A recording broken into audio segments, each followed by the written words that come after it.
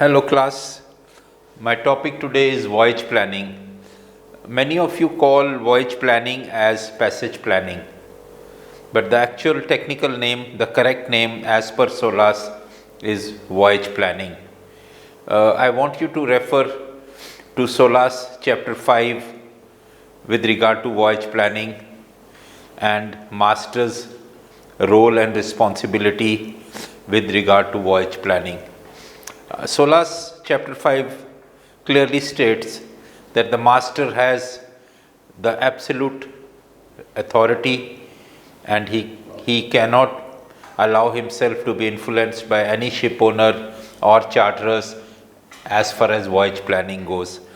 The second point which the SOLAS chapter 5 mentions is that while doing voyage planning, we need to take into account the environment protection. Looking at the IMO's mission statement, which says safe, secure shipping on clean oceans, it's very important that whatever voyage you are planning, environment protection is a primary concern, especially in current scenario where we are looking at particularly sensitive areas, special areas, emission control areas, and we are also looking at IMO's mission of 2020. Now, what is voyage planning? If you look, we will talk about it a little later. Let's look at the objective. So, my objective here is that you develop understanding on the key aspects of voyage planning. What are the key aspects of voyage planning? Appraisal, planning, execution, and monitoring. And I will discuss all these four topics in the various stages of my lecture. These are as per STCW what as a officer you are required to understand or develop competency. Now remember, the voyage planning or the says berth to berth. That means when you sail out from a port, your voyage planning to include until you arrive to the next port or next berth. Earlier it was port to port, but now it is called berth to berth. These are the competencies required. We can just for your information. If you see it clearly, it defines planning. Before planning, it talks about appraisal. That means which is the key component of voyage planning. It talks about planning, it talks about execution, and it also talks about monitoring. These are the four components we will talk about in the voyage planning. So this is what I will talk about is passage planning procedures, what is STCW requirement, industry guidelines as per part A and chapter 2 and part B, and various components of passage planning. These are the learning objectives which I have mentioned earlier as well. Importance of preparing a detailed and a good voyage plan. Develop a detailed passage plan in accordance to the IMO guidelines. Understand the importance and continuous monitoring. What is continuous monitoring means?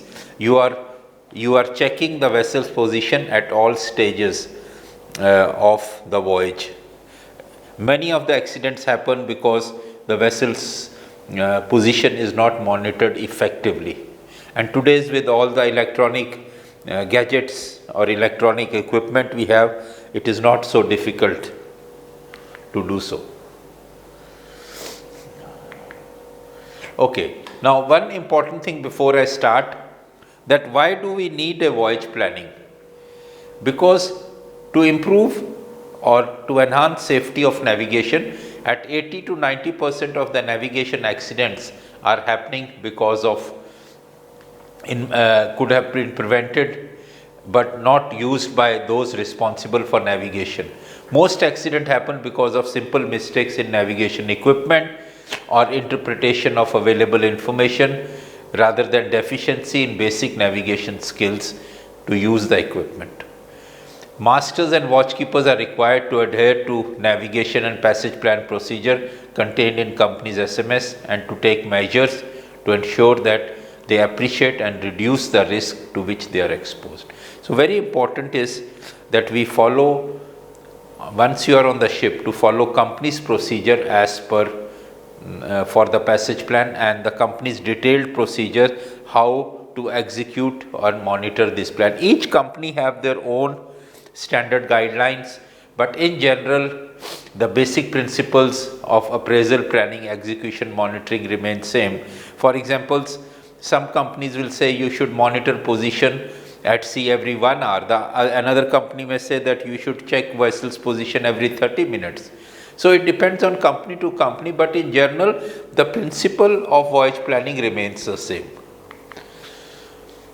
This I already mentioned, appraisal and risk assessment. That means before you start the voyage, you assess the risk to see how is the vessel, what are the risks, what are the hazards, and how am I going to control. For example, if you are crossing Indian Ocean during this time of the year, which is the monsoon season, you will encounter southwest monsoons, you will encounter winds from southwest direction. So this should be taken into account if you are making a voyage towards Europe or towards Asia, towards east, towards China. And the second one, the appraisal also consists of collecting all the information, and my focus today in this session will be on what do we do, how do we go about appraisals process. Then once the appraisal is done, you have all the information, then you start planning your voyage. Once the planning is done, you are satisfied, then you execute the voyage. What is the execute? Actual plotting the courses, actual laying down the courses, and as per the information available. And monitoring, which I mentioned earlier, is to monitor that the vessel is proceeding as per the plan.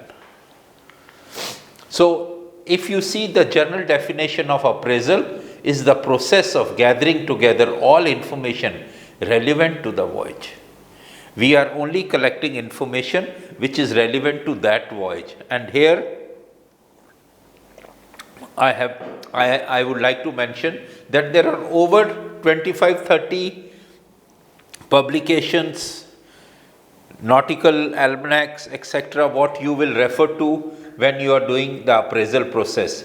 And this can include sailing direction, list of lights, current chart atlas, tidal atlas, tide tables, notice to mariner, publications for traffic separation, etc., radio aids to navigation, load lines, because you may be loading in summer zone, but you are crossing a winter zone. Then you have to consider that, am I going to be overdraft when I'm in the winter zone? So this is a lot of information which as a mariner you need to know, you need to understand, and you should have a practical knowledge. It is not good enough to know that there is current atlas. What is a current atlas? What is a tidal publication?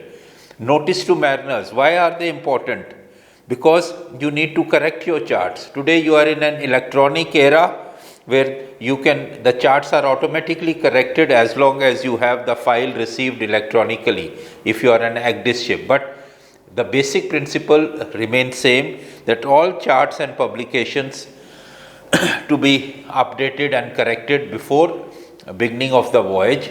This is as per SOLAS chapter 5 regulation 25. So keep that in mind, because it is mandatory that before the vessel sails, all the charts and publications for the voyage are available. Then the overall assessment of the intent must be made by the navigating officer in consultation with the master. This will then will be when all information has been gathered. So once the navigating officer, which mostly on all ships is the second officer, he will collect all this information and he will present this information to the master. What information? As when I sailed as a second officer, or even today, what we first do is we look at, do we have all the charts and publication for the voyage? And if we don't have the voyage charts and publications, we will ask the master and we will order these charts and publications, for the voyage. The other important thing which comes into my mind in appraisal is, the first thing you will say, okay, I am sailing from say Bangkok to New York. What is the distance? Because this distance the master will need from you to perform the voyage or to understand what is the fuel requirement, and he will provide this information to the chief engineer. That's why if you see you in your company's procedure or in your STCW, there is a reference made to there is a reference made that the chief engineer should be given this distance, and he should confirm to you that there is enough fuel on the ship or enough ROBs to perform the voyage. Appraisal will provide the master and his bridge team. Now, what is a bridge team? It is master with all his navigating officers with a clear, precise indication of the areas of danger and identify the areas in which it is possible to navigate safely, taking into account the draft of the ship and the clearance. Now, today's our dangers are not only regarding to navigation. We have dangers like we may be passing a high risk area, what we call HRA. We might be passing if you are in the winter time crossing Atlantic, North Atlantic, you may be passing an area where there are gale winds or low pressure. So the bridge team along with the master must identify these areas and if possible to avoid. If not, you can't avoid it sometime, then you have to take certain control measures to minimize the risk or exposure of danger. The third point I want to make sure here is the draft. In coastal waters, in pilotage waters, the draft and relationship with the underkeel clearance becomes very important. Today, oil companies have gone a step forward and have asked companies to tell them or to have it clearly mentioned in the safety management system or in the manual that what is company's underkeel policies, and each company will have to define this policy. What is the policy of underkeel clearance in open water, coastal waters, and in confined waters like pilotage water? Well, as a thumb rule, we always say that 10% of the draft should be your underkeel clearance, but do not forget that we also have the squat effect, which will be variable depending on the speed of the ship. So we will discuss this point. Then, while you are doing your appraisal, please do also consider particularly sensitive area. These are areas which have been demarcated by the International Maritime Organization, looking into the sensitivity related to ecological or other important aspect. For example, the Great Barrier Reef or archipelago of the Indonesia. These are areas which are today their existence is threatened because of the transport and human activity. If you see the Great Barrier Reef today is acidified because of the human activity. So there is a lot of work being done to preserve that reef. Then it also talks about the right whale reduction rule. There is a lot of importance given to the aquatic life or marine life. There are areas where if a ship is going at a high speed, can affect the breeding of the fish. Many of the areas it has been reported, if you passing through the Panama Canal or after crossing the Panama Canal into the Pacific Ocean, that there are areas where there is a high whale activity. So it is recommended to reroute that area because today ecologically we have to be sensitive and marine life has to be respected so that we can preserve this planet. So there is a lot of thought towards the marine environment. That's why in the SOLAS you find the reference to marine environment protection in your voyage planning. Moving on, what you have to do then is, having this information, you will then do a risk. There is a risk attached to every voyage, it says. Yes, that's why it is called voyage and not traveling. When you go home, you say, I am traveling from town A to B. But when you are on a ship, you say, I am on a voyage, because voyage is associated with risks. In certain cases, there may be two distinct routes available. For example, from Milford Haven to the ports of northeast of England, the vessel could go round north or south of the UK. Another example is the option of Rumb Line and Great Circle. Now, these are options, and the final decision of going through a Rumb Line or going north of a certain areas or south of UK will depend on the master. How well he has understood the risk along with his bridge team, he will make a decision and say, I will take this route. For example, if you are taking a route from west coast of US to Japan via the south of Aleutian Island, many times the ocean passage, the ocean routes have recommended us to take a Great Circle route. But in winter time, it may not be the best option, because higher we go in winter, higher latitudes, you will have bad weather. In order to avoid that, you may even go for a Rumb Line course. So these are issues which will be decided case by case basis, which will be decided depending on the prevailing conditions. But the information should be available so that a risk-based approach is taken, and that's why it is called voyage risk assessment. Now, very, very important for you and everybody, what are the sources available for us with regard to appraisal? And you can see the list is there, but not limited to, as my slide says, chart catalog, navigation charts. Chart catalog is what, and I'll discuss more in detail. It gives you information on the area and the various charts which are required for that particular area. Ocean Passages of the World. This is a publication which will give you some guidance on certain routes, or how to proceed and in which months what route to follow. Routings of the chart or pilot charts. Routing charts will tell you with regard to the traffic separation scheme, the VTS areas. Sailing directions. Sailing directions are nothing but the localized knowledge of areas, how the landscape looks, what are the current and tides in that area.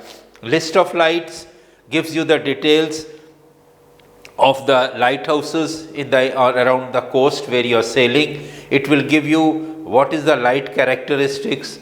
It will give you what is its range, what is its frequency, etc. Tide tables, another very important publication which will tell you that what time is high water and low water. Now, gentlemen, this becomes very important, especially when you are going into river ports, because river ports, that your ETA is your berthing, unberthing is very much dependent on what time is the tide. If you are arriving at a rising tide in a port, it depends what time you arrive. You might even make it, or you may get delayed for another 6 hours because the tide is falling.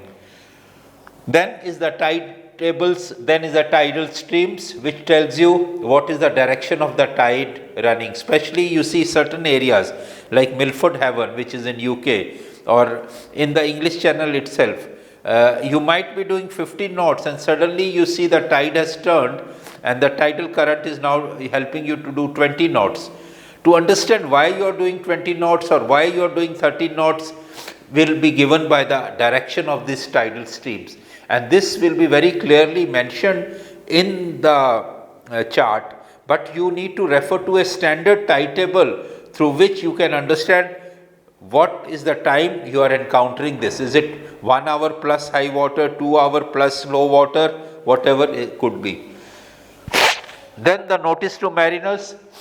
These are published weekly basis by the Admiralty or Hydrographic Office or UK Admiralty, you can say, and they tell you that what are the new corrections for the charts, and you need to then correct your charts if you have a paper chart manually and make sure the voyage charts are all updated. Routing information I already mentioned. Then we have radio signal information, what we call ALRS, Admiralty List of Radio Signal, and we will talk in detail because this will give you the VHF channels you monitor in the port, the pilotage areas, where the pilot will be available, what channel pilot will be available, what time should I send the ETA to the pilot, how much notice does the port wants regarding my ETA. The last volume of ALRS also tells you about the GMDSS. Climatic information, load line chart, which I already mentioned. Then it also includes electronic navigation system information, navigation warnings, draft of the vessel, navigational terms, owners and other published sources. That could be your safety management system. Your own experience is very important. That what is your personal experience for that area.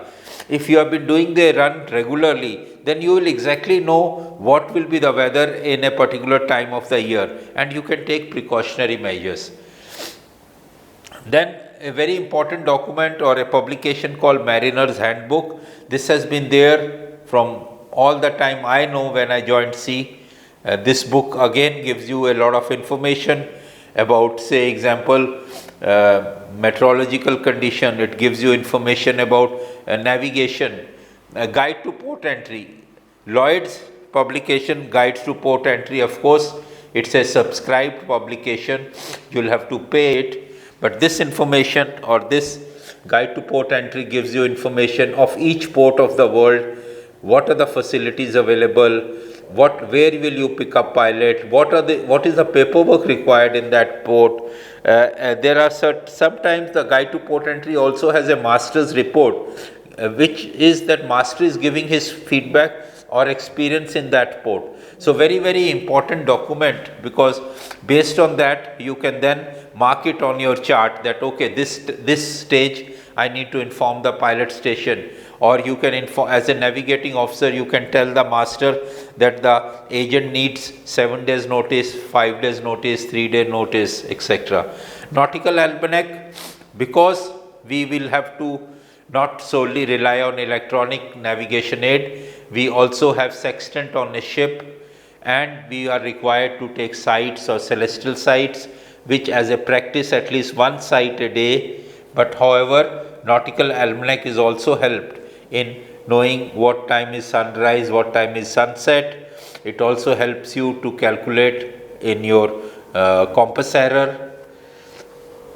Then is the distance table, which I have already discussed, that it gives you distances from point A to point B. Okay, now having done so much, let me now take you over to each of these publications. Chart Catalogue is published annually by British Admiralty, and as I mentioned, this publication gives you what are the charts coverage area if you are going from point A to point B. Then number 2, charts. Now this we have already mentioned that most of the world accepts British Admiralty charts, but if you are going to UK or you are going to Japan, you are going to Australia, New Zealand, you may require local charts. So an Australian chart will be marked, will start with AUS, while the Admiralty chart will start with BA. So that's why we call BA charts. Ocean passages of the world is when you are crossing oceans or going from one part of the world to the other. Routing charts give information on winds, ice limits, meteorological condition. This is the routing chart. Please excuse me, because earlier I mentioned this one as traffic separation. That is incorrect. The correct information, it gives you information on ocean routing, currents and winds, etc. Sailing direction, these are books referred to as sailing guides, essential for information of that area. So you now you have finished your ocean passages, now you want to have information specific related to any area, then you look into sailing directions. List of lights, these are lights for each area wise it is divided. So any list of light you pick up, on the back side of it you can find out which area is it covering. Tide tables, again these are Admiralty tide tables, there are 3 volumes, but there could also be necessary that you may have local tide tables. When the pilot comes, normally he will bring you a copy of this tide table, a small booklet, or you can ask for information by sending a email to your agent and he can send you scanned copy. But remember, these tide tables are very, very important because they help you plan your voyage. It tells you what time the ship is going to arrive and what will be the underkeel clearance at that time, or what will be the tide condition at that time. I also want to highlight to the class here is that there are two types of ports. Standard ports, for which the calculation is quite straightforward. Then there are secondary ports. Secondary port, if you see any tide table, on the second part of the tide table they have mentioned secondary port. So if I say, for example, a port A, now if this port A is not a standard port, then you have to go alphabetically looking in the tide table, and it is on the back side of the tide table you will find that that the name of the port and the standard port is mentioned, because basis on standard port you can do this calculation then. Moving on, and we will do some practical exercise on how to calculate tides. Moving on, the tidal table currents covering north coast of America and Pacific coast of North America and Asia are published by US National Ocean Services. The tidal currents are published by the Navy by the US National Services for 4 major US ports. So tidal streams again tell you the direction of the tide. Sometimes the tide can be stronger than the wind. Notice to mariner, as I said, it's a weekly edition which you will receive, and once you have received this information, you will then go about correcting your charts. Ship's routing, this is what I got mixed up. This routing is with regard to any area. If there is a traffic separation required, then instead of showing everything on the chart, you have something available to you through ship's routing. List of radio signals, I said it tells you about radio aids, navigation, legal time, radio time signal, position fixing systems, and marine safety information, meteorological observations, and GMDSS. The next point is climatic information. This, as I said, it's available through books, charts, but the latest information you can even receive through Navtex.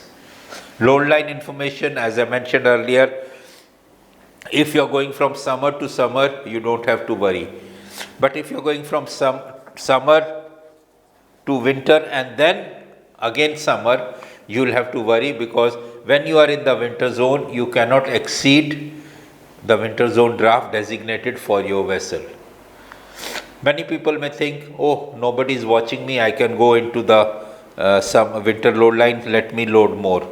You may do it once, but if you get caught up, that means you were not a seaworthy ship, because your draft was not proper as required for that area. Distance table, very straightforward. It tells you the distances between two places. Now, I want the class to remember one thing. The shortest distance may not be the best or the safest distance. Please keep that in mind. Then moving on, we also have electronic navigation system handbook. Such information is available and will be proven necessary should the prime source of electronic information fails. So, every equipment you have on board, we have training about it. We also have procedures in our safety management system, how to maintain, how to handle. And third, we have the publications or manuals published by the makers to guide us. It doesn't give you a whole lot of information, but it guides you so that you are able to reach a port. And recently I have found there are a lot of issues with regard to electronic position fixing system, especially EGDIS. UK, MA and MCA and Denmark Maritime Board have jointly started an exercise looking into EGDIS, because many of the issues are with regard to EGDIS. Then radio and local warnings, and this can be set up through the Navtex. You will get this information. What information? It could be a VLCC passing through the Malacca states. It could be information about the bad weather which they encountered, but it should be available here. Draft of the ship, very straightforward, that when you are planning your voyage, you should know what will be my loaded draft when I sail out of the port. And it may not happen every time, but at times it can happen that your draft becomes a major issue. I had a case where the vessel was overloaded in Panama and I had to go and rescue this ship. So we managed to reduce the draft by pumping out the water ballast, etc. Right? So this is very, very important, because chief officer should be able to tell you that what will be my exact or approximate draft. Air draft, what is air draft? As I am standing, the clearance between my head and the rooftop. So that when the ship is moving, it is very easy to hit another bridge or some building which is there. So air draft, in certain countries the pilot asks you what is your air draft, to ensure that you are below the height of the cables which are passing overhead. That is what the air draft is. Navigational terms. Now, if you are a navigating officer, you should be familiar with all navigation terms. Then owners and other resources, supplementary information from the vessel and charters should be consulted. Then available such reports from either the vessel, information from agent, port authority, handbooks, etc. So this becomes very important, and I want to say here that in my working life, I had very good rapport with my charterers or owners or agent, so that I have the first-hand information of how things are happening. Personal experience, I already mentioned, there is nobody who can replace your experience, your professionalism. So we need to ensure that people are there who have knowledge, people are there who may not have knowledge. So then it comes upon to the people who have knowledge to help the people who have not so much knowledge, mentor them, guide them. A lot of time the accidents have happened because the junior did not know how to manage and the senior refused to tell him. Then Mariner's Handbook I have already mentioned. Guide to Port Entry, as I mentioned, it gives you information with regard to the various ports in the world, what is their draft, what are the facilities around the port, etc. Nautical Almanac, I want to say that this one is with regard to, as I said, sunset and sunrise, but also if your electronic equipment fails, you can use Nautical Almanac to calculate your error. Now, after you have collected all this information, the master will be able to make an overall assessment of passage plan. The passage plan may be transocean, in which case the first consideration will need to be distance between the ports, availability of bunkers. Great Circle is the shortest distance, but others consideration will need to be taken into account. Meteorological condition will also need to be considered. So both the things, whether it is rain or whether it is wind condition, make a significant difference to the voyage planning. So then you have the ocean currents, which you will get to know as you see the charts. The ship owner and their charters may also have certain conditions that may have to be taken into account. The specified under the keel clearance above may be observed. What is coastal? Coastal is when the ship is coasting, maybe 4 miles, 5 miles. That is what is called coastal voyage, because some of your ships are only moving in Thailand, so you may be in port every day. But the big ships, this one is a very, very important factor because you don't go into port every day. In coastal waters, minimum distance off for all specified vessels may be determined by relevant state. Shipping companies or charter may also specify minimum distance of danger to land. So sometimes if you read the pilots' books or even other publication, it will say keep 5 miles off, do not go close to the port or to the coast. And this type of info, even on the charts, sometime it is mentioned what precautions you have to take. Having made this appraisal, whether it's a short coastal voyage or a major transocean voyage, the master will determine his strategy and delegate one of his officers for the plan of the voyage. So normally, when the master delegates this duty, he gives this duty to the second officer, who is then responsible. Other thing is that if during your previous voyage you have experienced something, it is a good idea if you mentioned it on the chart. For example, you can mark an area and say, oh, this area I received a lot of fishing traffic. So next time when you are transiting the area, you know what's happening. Or in this case area, I had a underkill clearance of so much, Okay, so we will stop here. We have finished the appraisal part of it, and we will then continue on the planning part. We spoke about appraisal, which is collecting the information from various sources, ranging from the publications to the personal experience and additional local knowledge and company safety management system, because today the company safety management system actually defines various precautions to be taken when transiting high risk areas such as Malacca states, passing through Red Sea, etc. This one.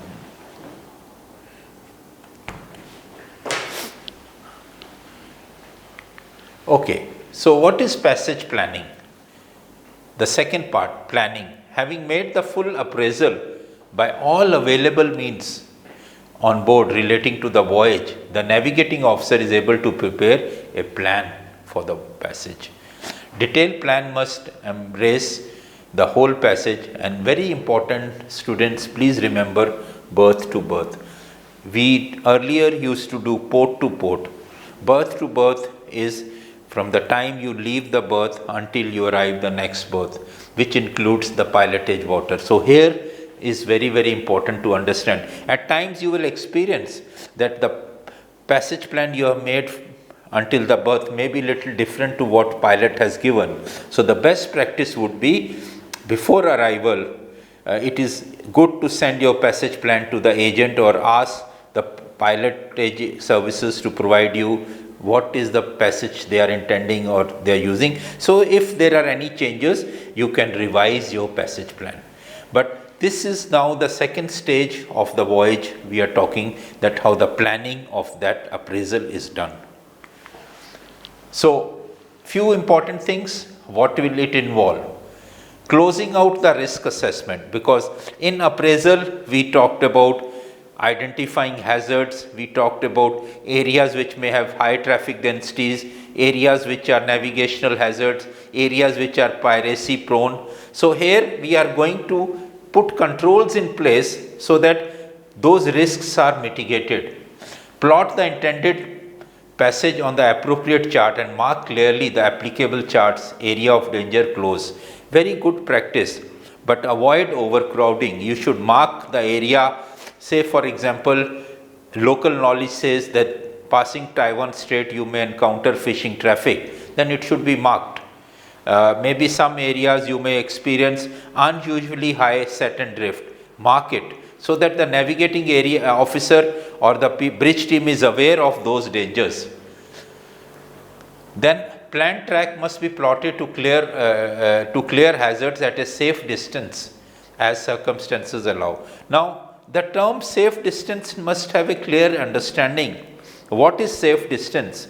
In a narrow channel, 6 cables or half a mile is a safe distance. In an open sea, when there is enough water, maybe 4 miles could be a safe distance. So safe distance is very subjective depending where are we navigating. And remember one thing, that a longer distance must always be accepted in preference to shorter for more hazardous routes. Just because it is a shorter route does not mean it is a safer route. So please keep this in mind when you're planning your passage, so that even if you have to go a little longer, a few miles, it's okay. Don't get pressurized by the commercial parties that why are you taking the longer route. Remember, the law provides the provision to the master. The safety management system, ISM code section 5 says master has overriding authority. SOLAS chapter 5 talks about this, that master is the person who will decide how the voyage is planned. When you are doing your passage planning, don't have too close to the land. Say for example, you are only 1 mile off the land in an area where you could have easily been 5 miles. Now, when you are 1 mile off the land and there is you're steering or there is an engine failure, how do you accommodate that? You do not have a chance to take any corrective action. But if your engine or a machinery breakdown, which can happen on the best of ships, you still have time to take a safe, proper action. Very important again, the notification on the charts. If you are using a paper chart, it should be clearly mentioned. The course should be in 3 degrees notation, like 360-degree notation. Like for example, you don't write 45 degrees, you will say 045 and should be written very clearly along with the distance. Then it's good practice to mark the radar conspicuous objects. What are radar conspicuous objects? Which can be easily seen on the radar or even otherwise. Maybe a tower or a lighthouse or a very say in case of Gibraltar, Europa Point or something which is conspicuous, easily identifiable. So that should be mentioned, or normally in my working days we should encircle it so that the watchkeeper knows these are the conspicuous objects in that area. Masters and navigating officers preparing plans must conduct a risk assessment of area which I mentioned where ship is trading to determine if suitable electronic chart coverage, and if this is when you are doing ECDIS. Now in ECDIS also, the first thing you have to see, do you have all charts, electronic charts? And when I say electronic chart, these are ENCs, electronic navigation charts for that area. If you don't have ENCs, do you have raster charts? Now gentlemen, if you are using raster charts, then make sure you have supporting paper charts with that. So that is what is about ECDIS. ECDIS also provides additional functions. Unlike paper chart, allows operator to easily adjust route by adding and deleting waypoints. When you are doing your passage planning on a ECDIS chart, ECDIS on a electronic screen, it is easier that you can update, you can delete. But once you have done your final, it is a good practice normally by navigating officers, they put a password so that if a passage plan is to be deviated for safety reason is fine, but not unnecessary being tampered. So please remember, for safety reason you can make any deviation, but just because you don't want to go that way for your own personal choice, the passage plan cannot be changed for your so that is why in some companies they recommend to put a password, and even changing the orders of waypoint. And while in a paper chart, when you are doing your passage planning, you have to actually calculate the ETA and distance. Over there, the computer does all that for you. Paperless vessels, like I have sailed on vessels where there are 2 ECDIS, a primary ECDIS and a secondary ECDIS, or a backup ECDIS, as per in compliance with SOLAS chapter 5 regulation 19. Paperless vessels using ECDIS sole means of navigation must have 2 independent units, which I mentioned a while ago. Voyage plan must be loaded on both the units, so that if you have a problem with one, your voyage is not interrupted. You can continue safely navigating through the second ECDIS. Then master and navigating officer must visually review each leg of the passage before it is used for monitoring. That means you should review the plan to see, I hope, to ensure that the coastline is not passing through any shallow patch any unnecessary hazard, etc. It is essential to make use automatic checking functions provided when validating and approving the plan. This is an additional function in the ACDIS where it automatically checks your plan and will highlight if there are any dangers your plan or your passage is on. But remember, we made the ACDIS, not the ACDIS made us. So we have a superior knowledge to visually check that we have done a right job or a correct plotting. Okay, this is again about the same thing which I have mentioned to you. Okay, then other key factors, safe speed. Call region regulation talks about safe speed. So safe speed again is nothing. Some students I ask, what is safe speed? They say 20 knots, some says 10 knots, some says 7 knots.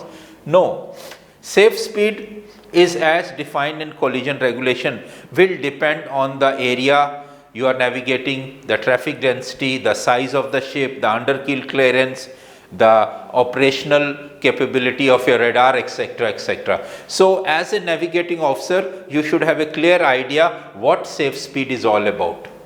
Speed alteration necessary to achieve desired ETA and route where there may be limitation on night passage and tidal restrictions. So this should be considered when you are going through an area where there could be tidal restrictions. You have to adjust your speed accordingly. Then position where a change in machinery status, very important. Today we have ships which we call UMS, unmanned machinery space. That means after 5 o'clock the engine room is locked, nobody is in the engine room. Everybody can monitor the controls in the engine room from their cabins. So what happens in those cases? If you are passing through a critical area and your engine room is unmanned, you should mark it on your chart that at this stage, whether day or night, whether any condition of the engine room, you want this, when passing through this area, the engine room to be manned. And maybe I have done in my personal capacity, ask for additional generator because it is a very critical area and you don't want your generator to fail and be in trouble. Course alteration points, very important is wheel over position.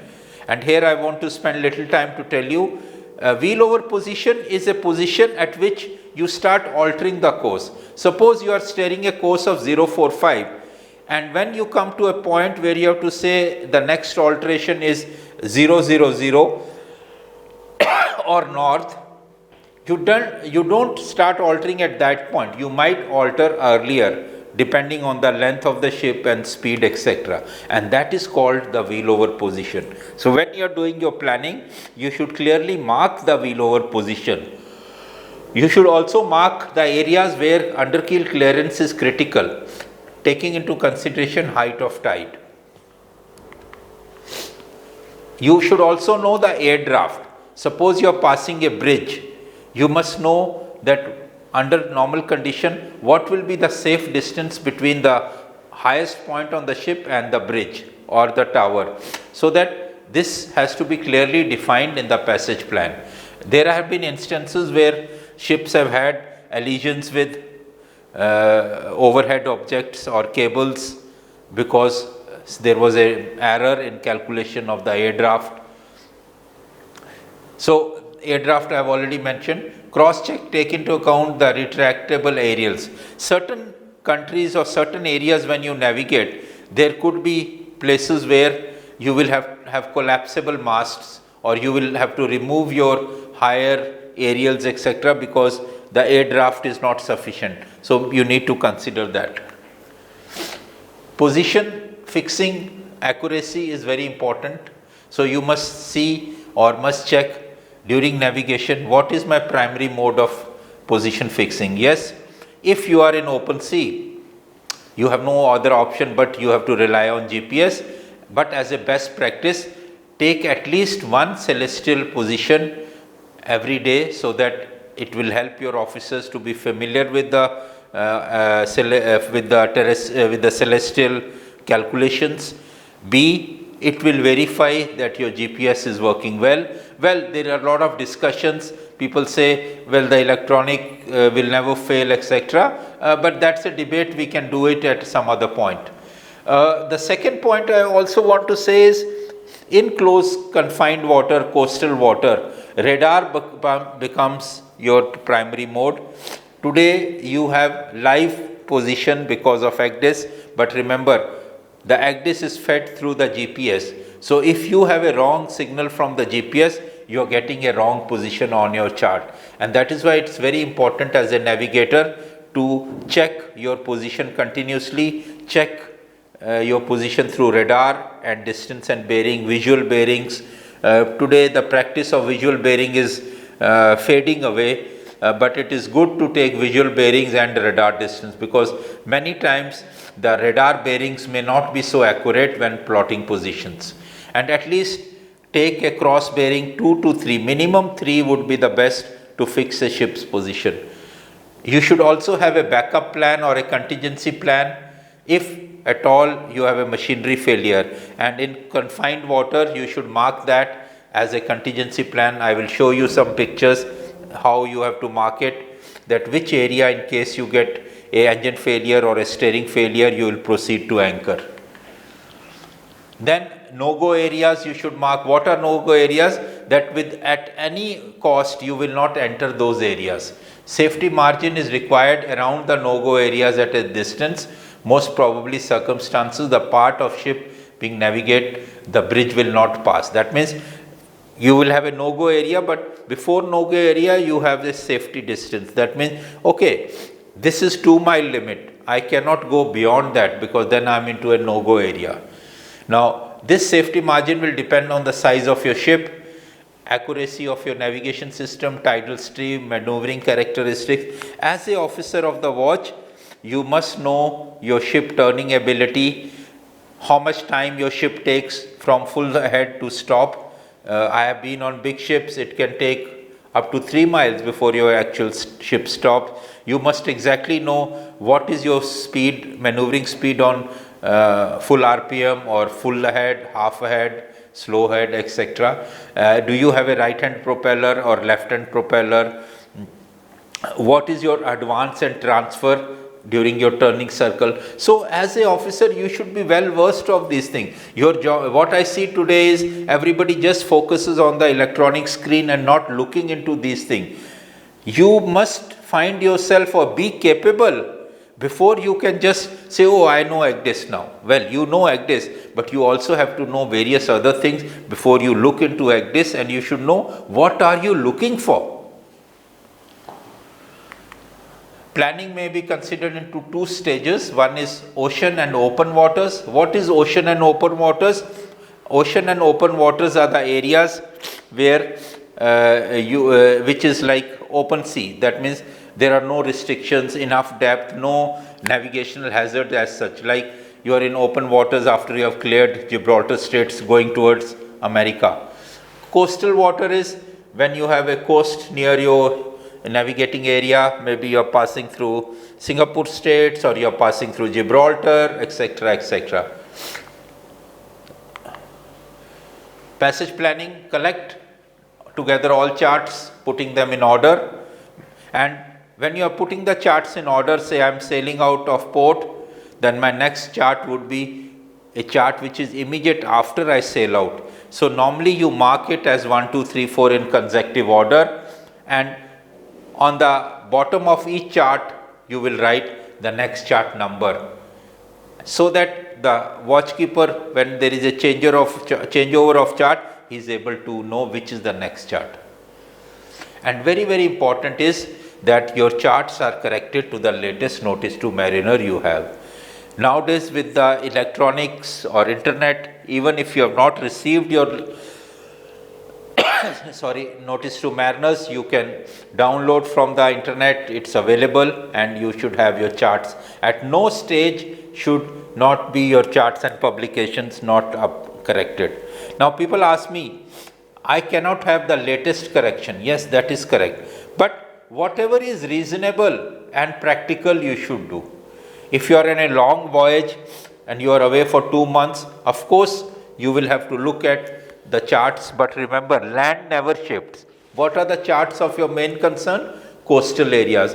Oceans will not shift. So open waters, you don't have a high risk, it is a low risk area, but closed waters, where I can say from say Singapore Straits or English Channel or Dover Strait, where the buoys etc. are moving, there are activities, these are the areas you should be more concerned. Sometimes new charts have published.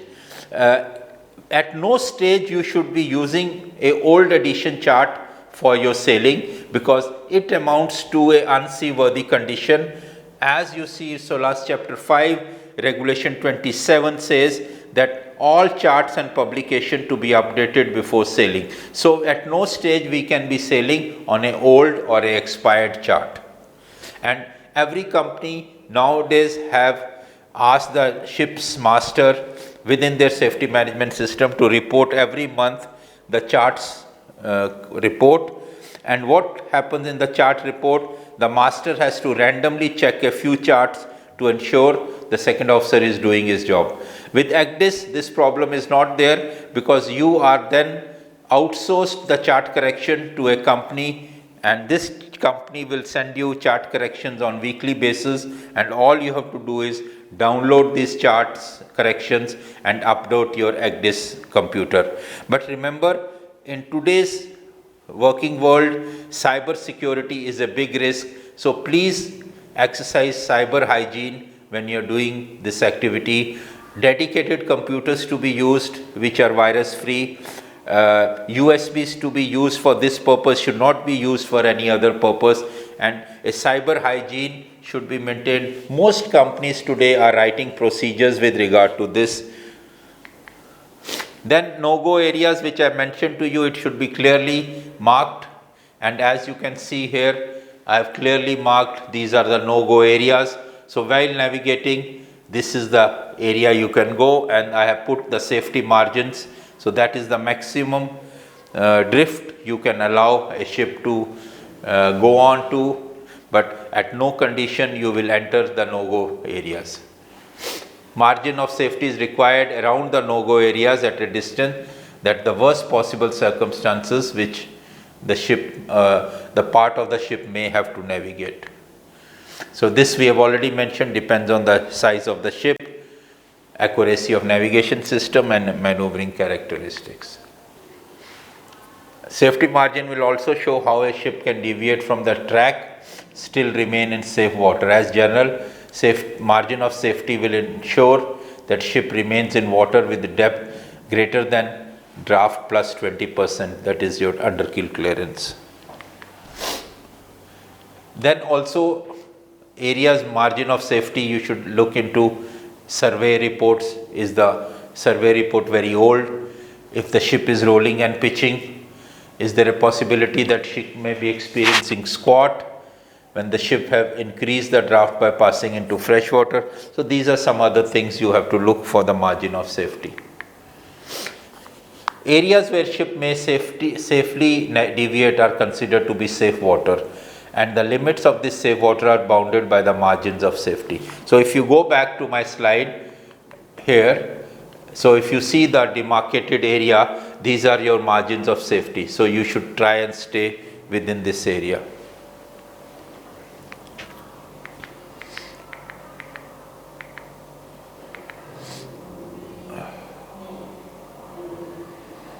So you can see here again they have marked the safety margins. Open ocean and open water track should be drawn on small scale, you don't need big scale. Then depending on your voyage, if you are doing great circle sailing, then you will do it on the mnemonic chart. If you are doing rumblance sailing, you will directly plot small scale plot your courses on the small scale chart. Coastal water will be constrained, decision made on appraisal. You know which are the hazards area, so you can accordingly then mark those areas and then plot your ship's position. So what I used to do as a second officer, when I start plotting, I would first highlight all the dangers around that area, so that by mistake also I should not plot my ship's course onto that.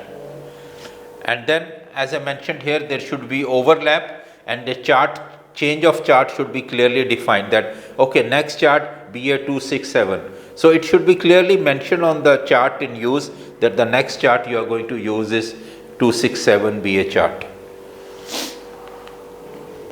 Should remain in safe water, which I have already mentioned, and keep sufficiently far away of dangers to minimize possibility of grounding in the event of machinery breakdown or navigation error. Distance from danger, keep sufficient distance so that if something happens also, you don't run into danger. So when you are considering distance of danger, draft of the ship, weather condition, tidal current, so that even if you drift, you are not in immediate danger, you have time to take action. Traffic, reliability of survey and hydrographic survey, and safe water. Passage plan will also govern by the governing regulations, and also some national regulations which will say you should only pass the coast at 5 miles or 3 miles, or it could be as per the instructions from your ship owner or your commercial operators. Ideally, the ship will follow the planned track, but certain circumstances it may be necessary to deviate from such track. Example, having to alter for another ship. These are deviations which are normal deviations, so you don't have to worry too much about it. Even so, such deviation from track should be limited so that the ship does not enter an area where it has a risk of approaching margins of safety. But you should have this in mind that once you have altered, that remember you have to come back to the course because this alteration is only a temporary alteration.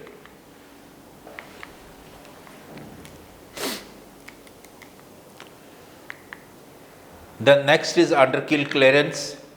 As I said, it will depend on your company's policy, how much is your under keel clearance, but as a thumb rule, 10% of your draft should be your under keel clearance, and that should be maintained. This is more of a issue in coastal water, in pilotage water, where you are passing through areas which have shallow patches. Then you also have to look into the squat effect, because when the vessel is moving at a speed, there is a tendency of the stern touching the ground. So please adjust your speed. So you have to consider that when you are calculating. So your safety management system should give you guidance on your static and dynamic under keel clearance. Here I have already defined what is a static. When ship is not moving, you are at anchorage, what should be your under keel clearance. Dynamic under keel clearance when the ship is making way through the water. So each one is different, because when you are moving, you are displacing water, so the tendency of the stern touching the bottom is more. But in case when you are at anchorage, you are not moving, so there is no loss of water, I can say, under the vessel's stern. And we have given you some examples there. How will you calculate under keel clearance? By draft, observing calculation, hog and sag, increase in draft due to pitching and rolling, effect of squat, increase in draft due to water density changes, a minimum charter depth available, and predicted height of tide. Now, these are things which you will use for calculation of under keel clearance. Okay, we will now stop here and we will continue next time in this class. So we stop at under keel clearance for this time. Thank you so much.